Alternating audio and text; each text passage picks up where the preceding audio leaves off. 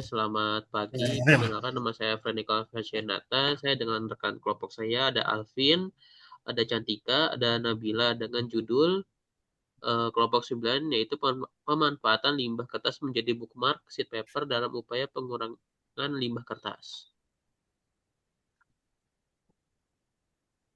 Oke, seperti yang diketahui, kertas merupakan salah satu bahan yang paling banyak digunakan dalam kehidupan sehari-hari, baik di lingkungan pendidikan, perkantoran, industri, dan lain sebagainya. Di Indonesia, sampah kertas menyumbang sekitar 10-11% dari total sampah nasional dengan jumlah limbah yang mencapai jutaan ton setiap tahunnya. Dan jika tidak dikelola dengan baik, limbah kertas ini dapat menumpuk di tempat pembuangan akhir atau TPA yang mencemari lingkungan serta meningkatkan emisi gas rumah kaca. Next.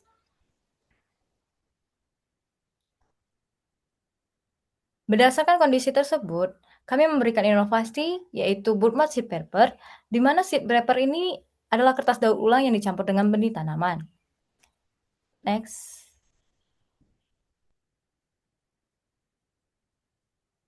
Penelitian ini dirancang untuk menjawab beberapa rumusan masalah, seperti yang terlihat pada layar berikut.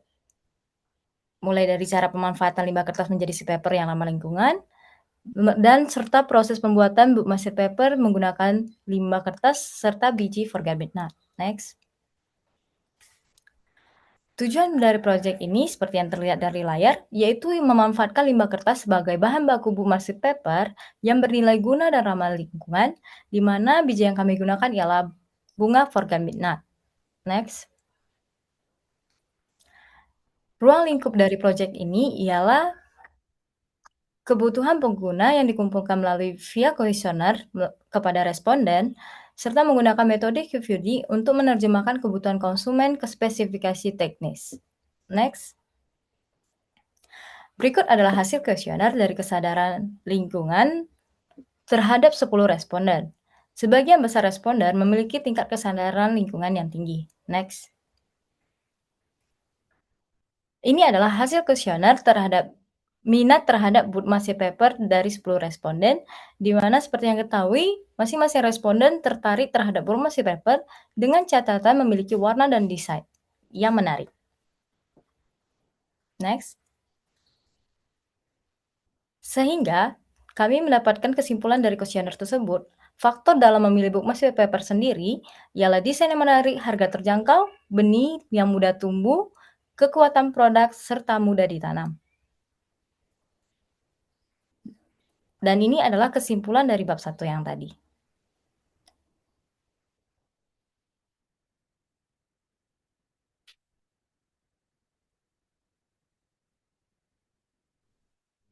Kita masuk ke bab 2 tentang perencanaan desain. Perencanaan desain di sini kita menggunakan metode QFD yang untuk menerjemahkan apa yang diinginkan konsumen. Ada 6 poin, yaitu adalah produk ramah lingkungan, informasi penggunaan mudah dipahami, benih tanaman dapat tumbuh, penggunaan praktis sebagai bookmark, harga jual ekonomis, serta tampilan estetik atau menarik. Lalu kita membandingkan dengan HOQ. Dapatlah lagi data 6 lagi, yaitu adalah materialnya pasti eco.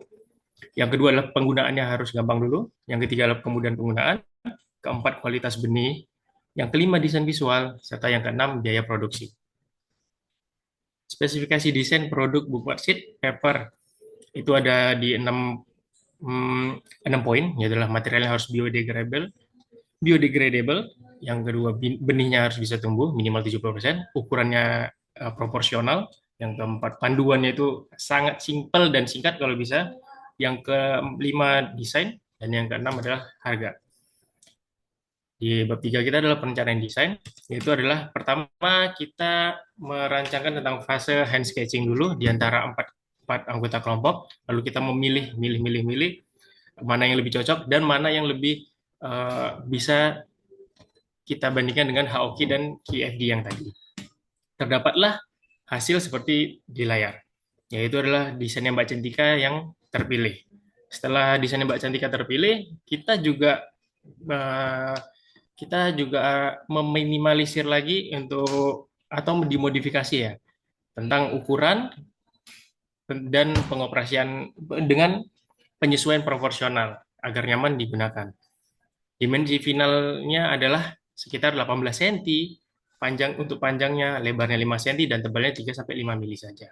dan ada di bagian atas kita beri lubang tali. Ini adalah desain pemodelan 3D-nya. Next. Oke. Untuk analisis teknik ekonominya itu ada struktur biaya produksi dengan investasi awal 2.285.000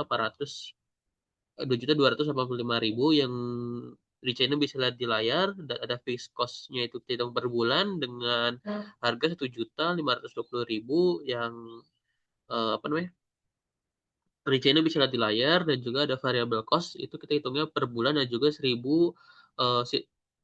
paper sheet dengan rincian bisa lihat di layar dengan total harga 2.010.000. Kemudian ada penghitungan harga pokoknya, yaitu total biaya produksi per bulannya itu kita mencapai 3.530.000 dengan HPP per unitnya 3.530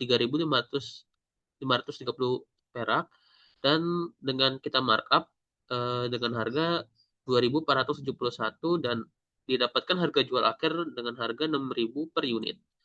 Dengan target produksi yaitu ada 1.000 unit, harga jual 6.000 per unit, total pendapatan 6 juta per bulan, keuntungan bersih yaitu 2.470.000 per bulan. Lanjut pengambil keputusan ekonomi yaitu ada ROR, itu sudah di atas nilai standar ROR. Jika ada 100% maka di atas 100% maka dianggap nilainya sudah sangat menguntungkan. Kita ada di poin 108%. Terus ada break even point-nya, titik ipasnya setelah kita menjual 381 unit dari target 1.000 unit per bulan, maka kita sudah mendapatkan keuntungan. Dan juga ada benefit cost ratio-nya itu 1,70. Jika nilainya di atas 1, maka sudah dianggap memiliki keuntungan. Dan juga ada net present value, jika di atas 0, maka dianggap sudah mendapatkan keuntungan. Dan juga ada payback periodnya dengan dengan kita kembali untung yaitu 2 juta, maaf, ada modal investasi awal kita 2.805.000 dan kita akan kembali untung dalam 28 hari produksi. Next, analisis teknis.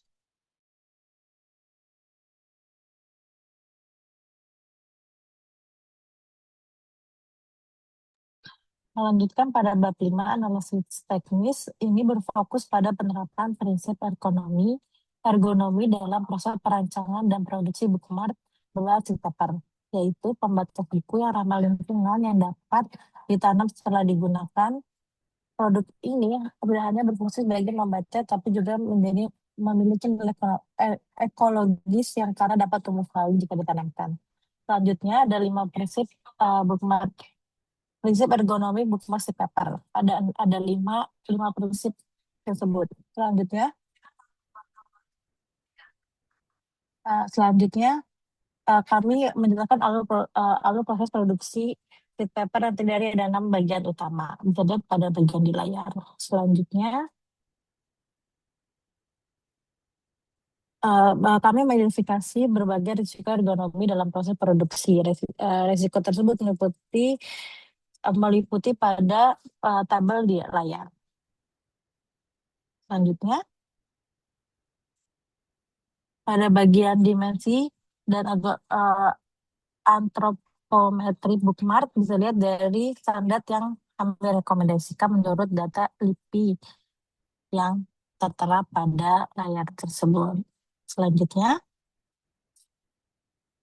pada bagian kelebihan produk, bookmark sheet paper memiliki beberapa nilai unggul, di antaranya bersifat biodegradable, dapat ditanam kembali saat digunakan, ramah lingkungan dan ekonomis, serta memiliki potensi pasar yang luas terutama di kalangan generasi muda yang peduli terhadap isu berkelanjutan. Selanjutnya, namun demikian terdapat beberapa kekurangan juga yang perlu kami perhatikan, seperti ketebalan yang belum konsisten, sensitif terhadap kelembapan, kekuatan struktur yang relatif rendah, serta hasil produk yang lebih tinggi dibandingkan dengan bookmark konvensional. Untuk hal tersebut, dilakukan upaya penanganan dengan standarisasi ketebalan, seperti yang disebutkan oleh Mas Alvin, yang untuk kita sesuaikan. Dan yang terakhir, ada faktor-faktor keberhasilan proyek. Kelebihan proyek ini dipengaruhi oleh desain berbasis data Topometri kualitas material, sistem kontrol kualitas, kemasan yang inovatif, narasi produk yang kuat, sentimentasi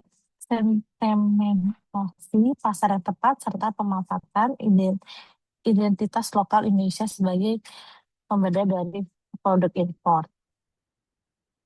Selanjutnya, dari seluruh analisis kami simpulkan bahwa Bookmap Paper memiliki potensi yang sangat baik untuk dikembangkan lebih lanjut karena mampu menggabungkan aspek ergonomi, berkelanjutan lingkungan, dan peluang pasar di salah satu produk inovatif. Nah, bagi kesimpulan dari kelompok kami bisa dilihat dari bab 6. Selanjutnya, serta data yang kami ambil mencakup pada referensi yang tertera pada di layar. Sekian presentasi dari kelompok kami. Terima kasih atas perhatian Bapak dan Ibu dan teman rekan-rekan semuanya. Saya kembalikan kepada moderator.